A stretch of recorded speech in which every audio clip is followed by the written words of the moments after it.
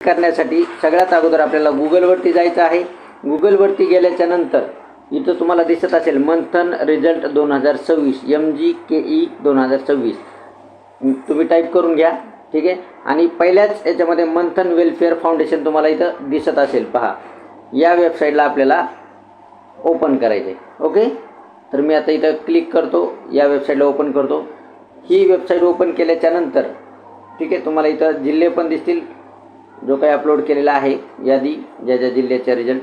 तर त्याच्यानंतर click here to view result इथं क्लिक करायचं आहे। क्लिक केल्याच्या नंतर इथं पहा, एक तर मोबाईल नंबर टाकायचा आहे तुम्ही जो फॉर्म भरताना दिलेला आहे तो, किंवा मग विद्यार्थ्यांची स्टुडंट ID टाकायची आहे, जे की तुमच्या हॉल तिकीटवरती असणार आहे विद्यार्थ्यांच्या, ओके। तर मी ती ID टाकून रिझल्ट चेक करतो। तुम्ही अशाच पद्धतीने रिझल्ट चेक करायचा आहे। ID टाकल्याच्या नंतर सी माय रिझल्टवरती क्लिक करायचं आहे। सी माय रिझल्टवरती क्लिक केल्याच्या नंतर तर हा झालेला आहे ओपन रिझल्ट, आणि तुम्ही येथे डाउनलोडही करू शकता किंवा शेअरही करू शकता।